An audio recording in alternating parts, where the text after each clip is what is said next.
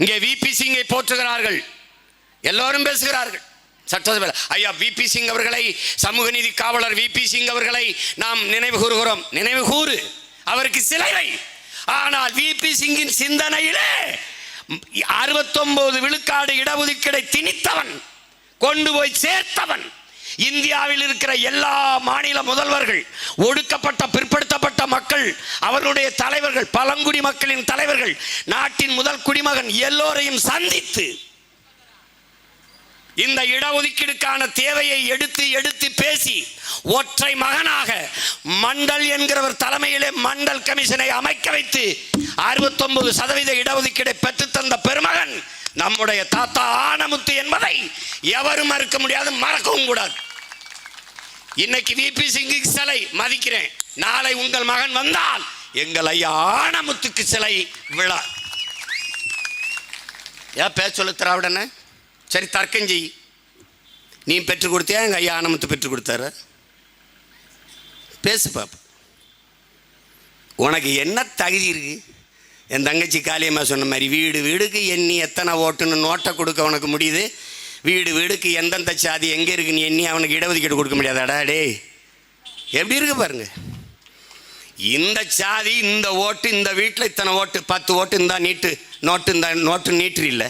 நீ அவன்கிட்ட நீ என்னாலு வன்னியரா, நீ என்னாலு குயவரா, நீ என்னாலு நாவிதரா, நீ என்னாலு என்ன நெசவாளரா, முதலியாரா, நீ யாரு ரெட்டியா இல்லை செட்டியா, என்னன்னு கணக்கெடுக்க முடியாதா? சொல்லு. உடையாரா? யார் நீ? குடிகளின் எண்ணிக்கைக்கு ஏற்ப அவரவருக்கு உள்ளதை பிரித்து கொடுக்க முடியாதா? வீட்டில் எத்தனை ஓட்டு இருக்குன்னு எண்ணி நோட்டை கொடுக்க துப்பு இருக்கு உனக்கு? எத்தனை குடிகளில் எவ்வளோ பேர் இருக்குன்னு எண்ணி இடஒதுக்கீடு கொடுக்க முடியாதா? மாட்டா. ஏன் நீ ஏமாத்திக்கிட்டு இருக்க என்னைய? என் எண்ணிக்கைக்கு ஏற்ப எனக்கு தரல, நீ தரல, எனக்கு உரிய இடஒதுக்கீடு தரல. எப்ப? 60 அரை நூற்றாண்டுகளுக்கு மேலாக 60 ஆண்டுகளாக என்னை ஏமாற்றி விட்டாய். சீட்டிங் ஃப்ராடு, நீ சீட்டிங் ஃப்ராடு. என்னை ஏமாத்திட்ட. நீ எண்ணி சொன்னால் எழுந்துருவான் தமிழை, வீதியில் நீ நடக்க முடியாது. எத்தனை காலமாடா ஏமாத்திருக்காங்க? இடஒதுக்கீடை தந்தது யார்? இவர்கள் தான். அருந்ததியருக்கு 3 விழுக்காடு, இஸ்லாமிய மக்களுக்கு 3.5, படையாட்சிகளுக்கு 10.5 இடஒதுக்கீடு தந்தது யார்? ஐயா எடப்பாடி. இடஒதுக்கீடை கொடுக்க முடிகிறது, சாதிவாரி கணக்கை எடுக்க முடியாதா? கொடுக்கிற உரிமை இருக்கிற உங்களுக்கு எடுக்கிற உரிமை இல்லையா? இருக்கு. ஏன் எடுக்கல? எடுத்தால் தெரிஞ்சிடும். படையாட்சி எத்தனை? 2 கோடியா? இவ்வளவு கொடு. கவுண்டை எவ்வளவு? 2.5 கொடு. தேவர் எவ்வளவு? தேவர்னா மொத்தமாக தேவரை. கல்லர் எவ்வளவு? தனியா என்ன? அகமுடையர் எவ்வளவு? மறவர் எவ்வளவு? என்ன? நாடார் எவ்வளவு? கோணார் எவ்வளவு? உடையார் எவ்வளவு? செட்டியார் எவ்வளவு? முத்தரையர் எவ்வளவு? என்ன? வண்ணார் எவ்வளவு? குயர் எவ்வளவு? குறவர் எவ்வளவு? என்ன? என்ன? மனச்சான்றோட ஆட்சி செய். நீ மனச்சான்றோட ஆட்சி செய். ஒன்றும் கிடையாது.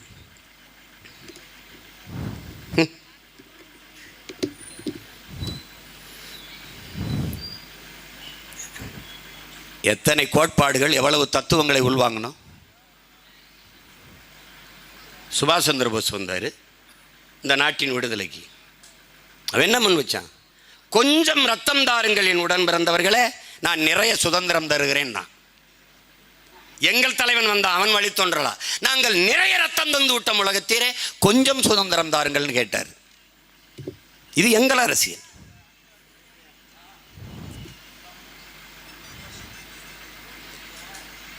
எல்லாத்தையும் தான் படித்தோம், கற்றோம், அதன் வழி நின்றமா? கற்பவை கற்க, கற்க கசடர, கற்பவை கற்றபின் நிற்க அதற்கு தக. அப்படி ஏதாவது நின்றமா? நின்றமா? இல்லையே. வள்ளலார் பெருமகனார் வந்தார், நம்முடைய மூதாதை. கொடிய வரியை வைத்து மக்களை வாட்டக்கூடாதுங்கிறார், வதைக்கக்கூடாதுங்கிறார். கருணை இல்லாத ஒரு ஆட்சி கடுகு ஒளிந்து, கடுகி ஒளிந்து அருள் நயந்த நயன்மார்கள் நன்மார்க்கர்களுடைய ஆட்சி வர வேண்டும்ங்கிறார். இது கருணையே இல்லாத ஆட்சி. இது சர்வாதிகாரம் என்றெல்லாம் சொல்லிவிடக்கூடாது. இது கொடுங்கோன்மை, இது கொடுங்கோளர்களின் ஆட்சி. அதிகாரம் என்பதை அன்பு உடன் பிறந்தவர்களே, அதிகாரத்திற்கு வந்து கண்கள் உண்டு, அதுக்கு கண்ணீர் கிடையாது. பார்க்கும், உன் சாவை பார்க்கும், நல்லா பார்க்கும், கண்ணீர் வராது. ஏன்? அதுக்கு இல்லை. அதுக்கு காதுகளே கிடையாது. அதனால் நீ எவ்வளவு கதறினாலும் கத்தினாலும் போராடினாலும் உன் மரண ஓலமோ உன் கதறலோ கேட்காது. அகன்ற வாயும் நீள கால்களும் தான் இந்த அதிகாரங்களுக்கு, இந்த ஆட்சியாளர்களுக்கு உண்டு. நீ போராடுகிறாய், மேல்மாவிலே சிப்காடு தொழிற்சாலை வேண்டாம், மிதிக்கும். பரந்தூரிலே விண்ணூர்தி நிலையம் வேண்டாம், மிதிக்கும், நசுக்கும்.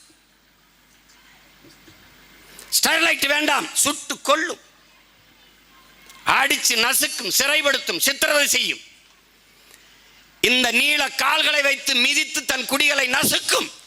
இந்த அகன்ற வாயை வைத்து அதையெல்லாம் பேசி சரி என்று வாதிடும், நியாயப்படுத்தும். இதாண்ட அதிகாரம். இதை ஒழிக்கணும், இதை ஒழிக்கணும். அப்ப அதுக்கு என்ன செய்யறது? அதுதான் மாறுதல், அதான் மாற்றம்.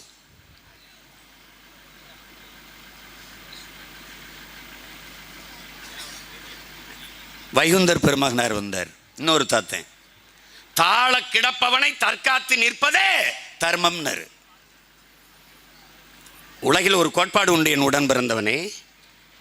உலகத்தில் உயர்ந்த மனிதன் யார்? எவன் வீழ்ந்து கிடக்கிறானோ, எழ முடியாமல் வீழ்ந்து கிடக்கிறானோ, அவனை கைதூக்கி மேலே எழுப்பி விடுவதற்கு எவன் குனிகிறானோ அவன் தாண்டா உலகத்திலே உயர்ந்த மனிதன்கிறான். இன்னைக்கு நீ இல்ல, நான் இல்ல,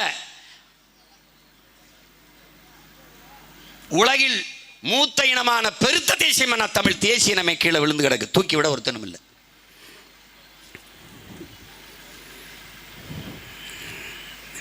எத்தனை அரசியலை கற்றாய்.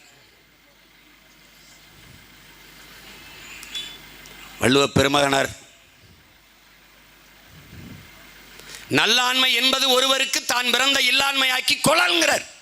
என்னை பாசிஸ்ட்ங்கிற, என்னை இனவெறி என்கிற, என்னை மொழிவெறி என்கிற, என்னை தேச துரோகிங்கிற, என்னை செப்பரேட்டிஸ்ட், ஆன்டி இண்டியன், என்னென்னமோ சொல்ற. அதெல்லாம் கேட்கும்போது எனக்கு ஒரு பெருமையாக இருக்கும். சரிதான், சொல்லு இன்னொரு தடவை சொல்லு, இன்னொரு தடவை சொல்லு. நான் தேசத்துறகி, நான் தமிழின வெறியன், இன்னொரு தடவை சொல்லு. ஏன்னு கேளு, நான் இப்போ பெருமையாக இருக்கும்ல. உண்மையிலே நம்ம நல்ல தமிழ் தாய்க்கும் தமிழ் தகப்பனுக்கும் பிறந்திருக்கோம்டா. ஒரு திமிரி ஏறும்பாரு. எங்கள் அம்மாவை அம்மான்னு சொல்கிறதுல உனக்கு என்ன வலிக்குது? ஒரு தடவை தாங்க அம்மான்னு சொல்லணும், நீங்கள் 1000 முறை சொல்கிறீங்க. இது தப்புன்னா எப்படி இருக்கும்? ஒரே அப்பன்னு தோணும்ல. அதுதானே. உன் தாய் அழகானவள், நீ சொல்லிக்க. என் தாய் அசிங்கமானவன் சொன்னீங்கன்னா செருப்பை கழட்டி பிச்சு எடுத்துரிஞ்சிருவேன். அதுதான் நான். உனக்கு தகுதி இருக்கு, உன் மொழி உயர்ந்தது, உன் இனம் பெருமைக்குரியது, சரி. அதை போலவே உலகத்தீரே என் மொழியும் என் மொழி பேசும் என் இனத்தின் மொழி பேசும் என் இன மக்களும் ஆகச் சிறந்தவர்கள் உலகத்திலே. ஜூலியஸ் சீசர் என்ன சொல்லி கொடுக்குறாங்க எங்களுக்கு? யாராவது ஒருவன் வந்து உன் தகுதியை அறிவிக்கும் முன்பு, இப்போ என் தங்கச்சி இருக்க அபிநய அவள் அப்படி படித்தவ மருத்துவம் பண்ணுவா. அவனால் யாரோ ஒருவர் உன்னை அறிமுகப்படுத்துவதற்கு முன்பு நீயே எழுந்து சொல்லடா நான் ஆகச் சிறந்தவன் என்று. அதான் நாங்கள் என்ன சொல்றோம்? நாங்கள் ஆகச் சிறந்தவர்களே, நாங்கள் தமிழர்கள், அறத்தின் வழி நின்று வாழ்ந்த மறவர்கள். அது தனி வரலாறு, தனி கதை. இப்போ இங்கே வா. குடிதலி கோலோச்சு மாநில மன்னன் அடிதலி நிற்கும் உலகங்கிறார். பெற்ற குழந்தைக்கு தாய் எப்படி குறிப்பறிந்து சேவை செய்வாளோ அப்படி நாட்டை ஆளுகிற அமைச்சு மன்னன் குடிகளுக்கு சேவை செய்யணுங்கிறான். இதான் வள்ளுவன் பாடின அந்த குறளுக்கு பொருள். எந்த நேரம் குழந்தைக்கு பசிக்கும் என்று பாலூட்டி, எந்த நேரம் உறக்கம் வரும் என்று தொட்டிலில் இட்டு தாளாட்டி தாய் வளர்ப்பாலோ அப்படி நாட்டு குடிகளை அரசு வளர்க்க வேண்டும். அப்படி வளர்க்குதா?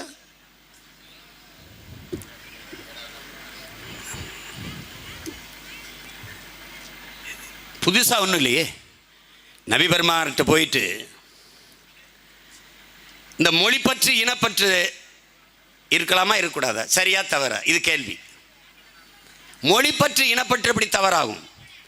அது எப்படி இனவெறியாகும்? எது இனவெறி? தன் இனம் சார்ந்தவன் என்பதாலேயே அவன் செய்கிற தவறுகளை, அவன் செய்கிற குற்றங்களை சகித்து கொண்டு அதை பொறுத்து கொண்டு இருப்பதுதான் உண்மையிலேயே இனவெறிங்கிறது. இதை வேற வடிவத்தில் சுபாஷ் சந்திர போஸ் சொல்றாரு. பின்னாடி என்ன சொல்றாருன்னா, ஒரு கட்சியில் சேர்ந்துட்டு, இப்போ திமுக, காங்கிரஸ், இந்த பாரதிய ஜனதா அந்த கட்சியெல்லாம் செய்தல, அதை தான் அவர் சொல்றாரு. ஒரு கட்சியில் சேர்ந்துட்டு அந்த கட்சி என்ன செய்தாலும், எவ்வளவு தவறு செய்தாலும் அதை சகித்து கொண்டு சரி என்று பேசுவதுதான் தேசப்பற்றென்றால், அந்த தேசப்பற்று என் கால் செருப்புக்கு சமம்ங்கிறான் சுபாஷ் சந்திர போஸ். இது நான் சொல்லலை. காந்தியடிகள் அகிம்சையை போதித்தார், அதானே நீ படிச்ச? அதே காந்தியடிகள் என் இனம் முற்றுமுழுதாக அழித்து ஒழிக்கப்படுமையானால் அதை தடுப்பதற்கு நான் எந்த விதமான வன்முறையில் ஈடுபடுவேன், எந்த விதமான ஆயுதத்தையும் ஏந்துவேங்கிறார். யாரு? காந்தி. இதை நான் திருநெல்வேலியில் பேசிட்டேன்ட்டு காந்தி சொன்னார்னு சொல்லி தான் நான் பேசியிருக்கேன். அந்த பேச்சை போட்டு காட்டிங்கன்னா தெரியும். அந்த 2009 எந்த விதமான ஆயுதத்தையும் ஏந்துவேங்கிறார். எப்படிப்பட்ட வன்முறையில் ஈடுபடுவேங்கிறார். என் மேலே தேசிய பாதுகாப்பு சட்டம் போட்டு உள்ளதுக்கு வச்சுட்டு.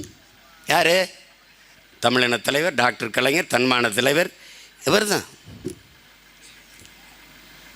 எந்த இடத்துல அவர் பேரை வைக்கல? கருணாநிதி கழிப்பிடம், கருணாநிதி குடிப்பிடம், இது ரெண்டுக்கும் தான் வைக்கல. இதெல்லாம் நிரந்தரமாக இருக்குன்னு நினச்சிக்கிட்டு இருக்காங்க. ஒரு மாதத்தில் ஒரு பேர் இருக்காது. எங்கள் இனத்தில் இல்லாத முன்னோர்களா, என் இனத்தில் இல்லாத பெருமைமிக்க ஆன்றோர் சான்றோர்களா, அவர்களை தாண்டியா நீங்கள்? அதிகாரம் இருக்கு ஆடுற, அதிகாரம் இருக்கு ஆடுற. இங்கே எங்கள் ஆளுகள்லாம் அண்ணல் அம்பேத்கரை பின்பற்றி அரசியல் செய்கிற கட்சிகள், குறிப்பாக எங்கள் அண்ணன் வினோத் போன்றவர்கள், என் தம்பி களஞ்சியம் போன்றவர்கள்லாம் தேர்தல் பாதை திருடர் பாதை என்று விலகி நின்றார்கள். நான் ஒன்றும் கேட்கல. அம்பேத்கரை படிக்கிறீங்கல்ல? எங்கள் அண்ணன்ட்ட கேட்டேன். ஆமாம், சரி. அதிகாரம் மிக வலிமையானதுங்கிறாரு. எதுக்கு சொல்கிறாரு? அப்படின்னா என்ன அர்த்தம்? அதை அடையிடான்னு அர்த்தம். அதுக்கு பின்னாடி அதை படித்த நாங்கள் ஒரு பின்னாடி ஒரு இதை சேர்க்குறோம். அதிகாரம் மிக வலிமையானது, அதை அடைந்து விட்டால் அனைத்தும் எளிமையானதுன்னு ஒரு பின்னாடி ஒரு கோட்பாட்டை அதில் ஒட்டுறோம். அதிகாரம் மிக வலிமையானது, அந்த அதிகாரம் என் மக்களுக்கானதுங்கிற ஒரு இதை ஒட்டுறோம், பின்னாடி ஒட்டுறோம். எல்லா துன்பப்பூட்டு அன்பு தம்பி தங்கைகளே, அருமை பெற்றோர்களே, எல்லா வேதனைக்கும் ஒரே மருந்துதான், அது சாதனை. இது அண்ணல் அம்பேத்கர் வேற மொழியில் சொல்றார். எப்படி? எல்லா துன்ப பூட்டுகளுக்குமான சாவி ஆட்சி அதிகாரம் மட்டுமேங்கிறார். அது ஒண்ணுதான்டா இருக்குன்றார். ஏன்? அதிகாரம் மிக வலிமையானது. இந்த பாரு, காவல்துறை நிற்கும் போதே காசை கொடுக்குறான். ஏன்? அதிகாரம் மிக வலிமையானது. ஆடு மாடை பட்டியல் அடைக்கிற மாதிரி அடைக்கிறான். ஏன்? அதிகாரம் மிக வலிமையானது. தேர்தல் ஆணையம் தெருவில் எழுதி வைக்கும், அதுக்கு 10 கோடி 20 கோடி செலவழிக்கும். காசு கொடுப்பது ஓட்டுக்கு, உங்கள் வாக்கு விற்பனைக்கல்ல. காசு வாங்குவது, காசை வாங்கி கொண்டு ஓட்டு போடுவது, ஓட்டுக்கு காசு கொடுப்பது குற்றம். ஓராண்டு சிறை. ஒருத்தனாவது ஓராண்டு சிறையில் இருந்து காணவர் கைது செய்யவாதப்பட்டிருக்கானா?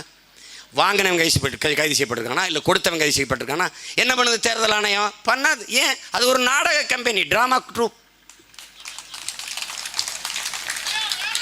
இந்த பறக்கும் படையெல்லாம் வந்துக்கிட்டு இருந்துச்சு. இப்போ எங்கே போச்சு அந்த படை? எங்கே நோய்படுத்து கிடக்கு? எங்கே நோய்படுத்து கிடக்கு? அப்புறம்